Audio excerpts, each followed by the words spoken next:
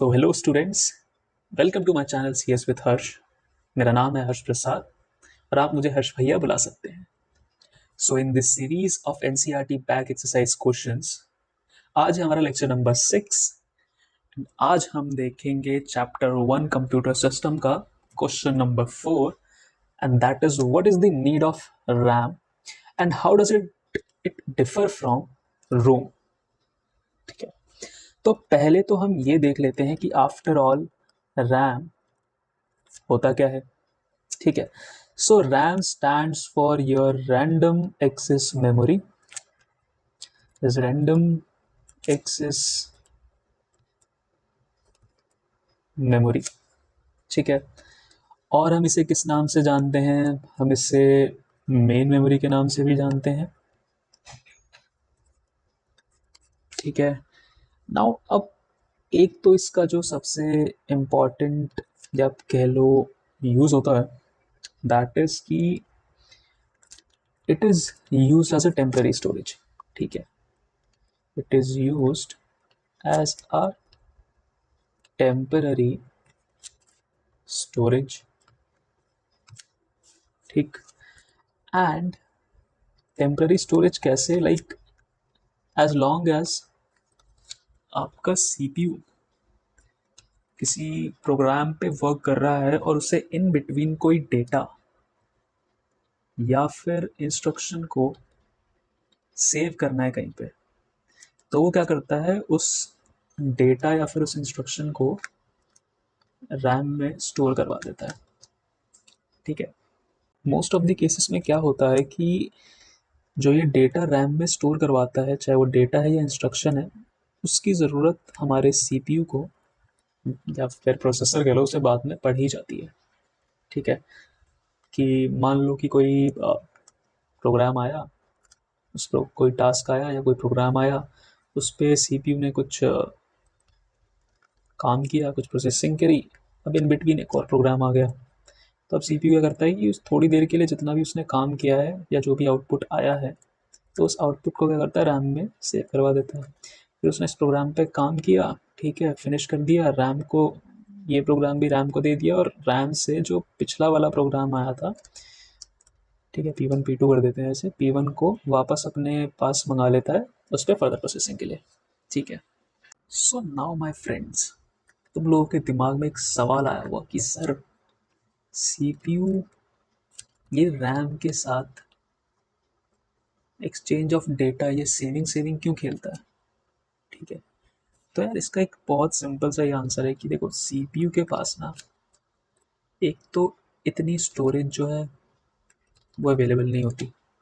ठीक है, तुमने, ठीक है, रजिस्टर्स होते हैं, कैश मेमोरी भी अटैच्ड होती है, बट ये इतनी छोटी होती है ना कि ये छोटे छोटे इंस्ट्रक्शंस को या बहुत छोटे डेटा को स्टोर कर सकती हैं। अगर GBs में डेटा आ जाए, MBs में ज़्यादा डेटा आ जाए, तो वो उसे स्टोर नहीं कर पाती। ठीक है, और चलो मान भी लेते हैं कि हाइपोथेटिकली CPU अगर स्टोर करवा भी दे, तो जो इसकी बेसिक फंक्शनैलिटी है, दैट इज प्रोसेसिंग, तो उसकी परफॉर्मेंस में हिंड्रेंस आ जाएगी। क्यों? क्योंकि भाई साहब डेटा भी स्टोर करे और उसके बाद प्रोसेसिंग भी करे, तो यार कहीं ना कहीं उसकी जो प्रोसेसिंग स्पीड है उस पर अफेक्ट पड़ता है। ठीक है, so again that was a hypothetical situation, but एक ये रीज़न भी आप कह सकते हो कि अगर ऐसा होता तो ये हो सकता था। ठीक है, सो अगेन इसका इतनी स्टोरेज अवेलेबल नहीं है और प्रोसेसिंग पे इसको मेजर फोकस करना होता है।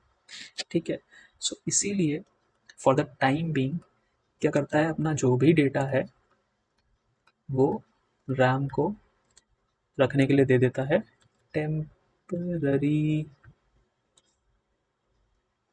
बेसिस पर। ठीक है, परमानेंट नहीं देता, टेम्पररी बेसिस पे, बिकॉज रैम के पास जो भी डेटा आता है ना, वो उसे टेम्परली ही स्टोर करता है। ठीक है ना, यहाँ पे तुम्हें तुम्हारे 3 सवालों के जवाब मिल जाएंगे, that why RAM is called temporary storage, ठीक है, and why we need RAM, and the third one is CPU data RAM में क्यों स्टोर करता है। ठीक है, तो एक पॉइंट तो ये हो गया that why we need RAM, because it to work as a temporary storage. Second thing is speed. Now RAM जो है आपका that is faster than secondary storage. ये तो हमें पता ही है ना, कि जो भी डेटा प्रोसेस होता है दैट इज मोस्टली, और इसे एक्सचेंज ऑफ डेटा और इंस्ट्रक्शन होता है that is mostly between CPU and RAM. अब रैम जो है वैसे तो मल्टीपल रीजन से फास्ट होता है, बट अगर मैं एक बेसिक तरीके से तुम लोगों को समझाऊं कि लाइक अगर हम बिल्कुल ग्राउंड लेवल पे समझें, आर्किटेक्चर पे ना जाएं, तो ये समझ लो कि रैम जो है वो आपका 16, 32, 8 या फिर 4 इस जीबी में अवेलेबल होता है. वेराज आपका जो हार्ड डिस्क हो गया या एसएसडी हो गया that is available in 256 GBs, 512 GBs या फिर 1 टीबी. तो ये सोचो अगर रैम को, सॉरी सीपीयू को अगर कोई डेटा को एक्सेस करना है तो वो रैम से जल्दी एक्सेस कर पाएगा ना, क्योंकि उसे एक छोटी जगह में डेटा को सर्च करना है. वेराज अगर यहाँ पे वो डेटा सर्च करने लग जाए तो सोचो इतनी बड़ी जगह में डेटा को सर्च करना कितना टीडियस टास्क होगा और कितना ज़्यादा टाइम लेगा. ठीक है, अगर बेसिक लेवल पे तुम्हें समझना है तो, कि वन ऑफ द रीज़न ये भी है that CPU prefers RAM over any other storage device. ठीक है, अच्छा हाँ, इसमें एक चीज़ और ऐड कर सकते हो दैट जब भी आपका कंप्यूटर स्टार्ट होता है, ठीक है, सो आपके इम्पॉर्टेंट सॉफ्टवेयर्स और ऑपरेटिंग सिस्टम को लोड किया जाता है रैम के अंदर. ठीक है, ताकि वो आगे की प्रोसेसिंग कर सके. समझ गए इतना? नाउ नाउ ये तो हो गया आपका फर्स्ट पार्ट का answer, that is why we need RAM. ठीक है, now the second part was why we need that, how it is different from ROM. ठीक है, सो नीचे देख देते हैं दैट रोम से ये कैसे डिफरेंट होता है. तो पहले समझ लेते हैं कि रोम आफ्टर ऑल होता क्या है. So ROM is your random, my bad, not random, it is your read only memory. ठीक है, यानी कि यहाँ से जो आपका डेटा है वो सिर्फ और सिर्फ रीड किया जा सकता है, आप उसे राइट नहीं कर सकते. ठीक है, मतलब कि कोई चेंज उसमें नहीं कर सकते, but in some cases you can. वो कौन से केसेस होते हैं, कब होते हैं, ये हम बाद में देखेंगे. ठीक है, इसको हम लोग परमानेंट मेमोरी भी कहते हैं. ठीक है, यानी कि अगर आपकी पावर कट हो जाए तो उसके बाद भी जो भी डेटा होता है वो रैम रोम के अंदर प्रिजर्व रहता है, and that is why it is also known as non volatile memory.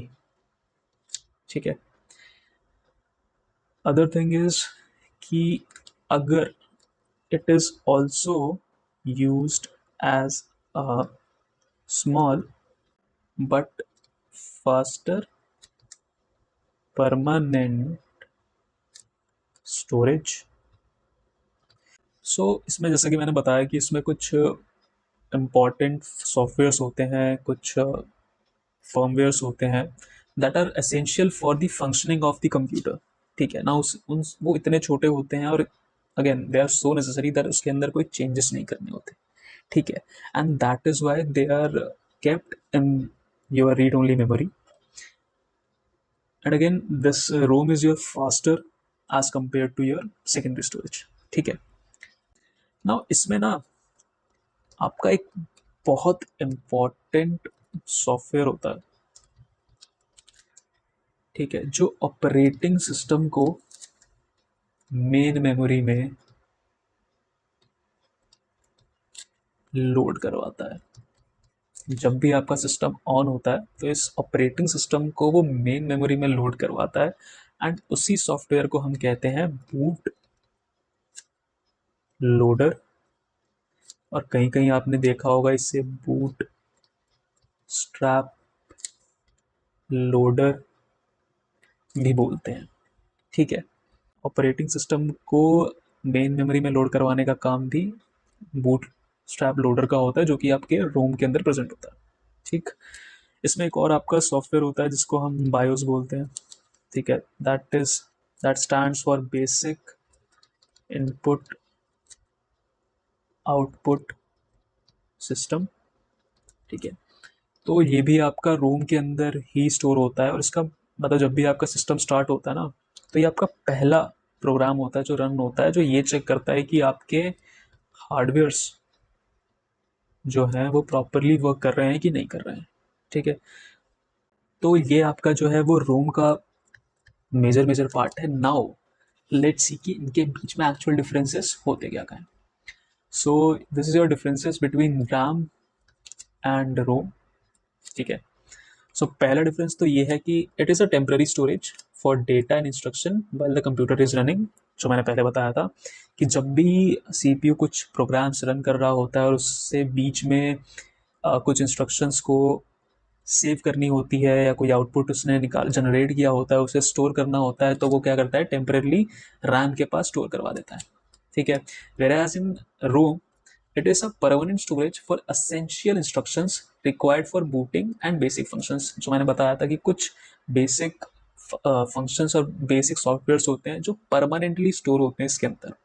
ठीक है, जिन्हें हम यूजुअली तो क्या रेयरली ही कभी चेंज करते हैं। ठीक है, second point is it is volatile. ठीक है, यानी कि जैसे ही आपका पावर ऑफ हुआ, इसके अंदर जो भी डेटा है वो सारा चला जाएगा। ठीक है, next is this is your non volatile, यानी कि इसके अंदर जो भी डेटा है वो रिटेन रहेगा even when the power is turned off. ठीक है, तभी that is why it is a permanent storage, है ना। Now the third pointer is that data can be read from and return to RAM. तो हमने जो पीछे पढ़ा था दैट सीपीयू आपका डेटा रैम से लेता भी है, और जो भी आउटपुट निकालता है उसको वापस रैम को देता भी है, and that is why the data can be read from and returned to. Now here that is data is primarily read only, that is why it stands read only memory. Only in some types, ठीक है, रोम it can be written to, but in with limitations। जो मैंने बोला कि कुछ cases में आप इसको क्या कह सकते हैं कि आप इसके ऊपर राइट भी कर सकते हो, बट बहुत रिस्ट्रिक्शंस के साथ होती है। ठीक है, अगर वो हमारे लाइक प्रोफेशनल्स को पता होता, हम लोग यूजुअली ये सब नहीं करते, बिकॉज इन सॉफ्टवेयर के साथ छेड़खानी करने का मतलब है अपने सिस्टम को एक तरीके से एक हाई स्टेक या हाई रिस्क पे डाल रहे हो। ठीक है, so we usually don't do that. और the fourth pointer is that it is used for running application and processing task. Obviously you know कोई भी एप्लीकेशन रन करना होता है, टास्क प्रोसेस करना होता है, तो वो रैम के पास ही आता है, and then it is sent to your CPU. Now it is used to store firmware, BIOS and other critical programs, जो मैंने पहले ही बताया था। ठीक है, fifth is it has faster access speed compare to secondary storage. Obvious सी बात है, ये भी हम डिस्कस कर चुके हैं, सेकेंडरी स्टोरेज से बहुत तेज होता है। It is generally slower then RAM, but it is faster then your secondary memory. Again ये भी छोटी होती है, बट रैम जितनी फास्ट नहीं होती है। नाउ द लास्ट पॉइंटर वही है कि इसके एग्जांपल्स हैं that it is use to load and run operating system application and active processes. मैंने बताया था, stores the boot loader and system firmware. This is the difference between RAM and ROM. ठीक, so that's it I से from this lecture. ये अच्छे से मैंने लिख के दे रखा है तुम्हें, तो उसकी टेंशन मत लेना। ठीक है, so again thank you guys for watching. उम्मीद है आप लोगों को ये लेक्चर पसंद आया हो। अगर पसंद आया तो do like, share and please comment करना। जो भी चीज़ तुम्हें समझ ना आई हो या फिर कोई भी एड ऑन्स करने हो, ठीक है, या फिर मेरे को कुछ इम्प्रूव करना हो तो वो भी बताना। एंड दोस्तों के साथ वीडियो ज़रूर शेयर करो, क्योंकि अच्छी चीज़ें शेयर करनी चाहिए। ठीक है, सो थैंक्स फॉर वॉचिंग। अगले लेक्चर में हम देखेंगे क्वेश्चन नंबर 5 आई गेस। ठीक है, क्वेश्चन नंबर 5 का सॉल्यूशन देखेंगे। एंड अगर किसी भी बच्चे को कोई भी प्रॉब्लम नहीं समझ में आ रही है, ठीक है, क्लास 11 की टेक्स्ट बुक से या फिर बाहर से भी, ठीक है, कोई और बुक से वो पढ़ रहे हैं, सो यू कैन कमेंट। ठीक है, और I will try to share a form, Google form कुछ टाइम में। ठीक है, सो तुम उसके अंदर अपने स्क्रीनशॉट्स और अपने क्वेश्चंस भेज सकते हो, एंड मैं जल्दी से जल्दी उसका सोल्यूशन एक्सप्लेन करके तुम लोगों को भेज दूंगा। ठीक है, so thank you for watching. मिलते हैं अगले लेक्चर में।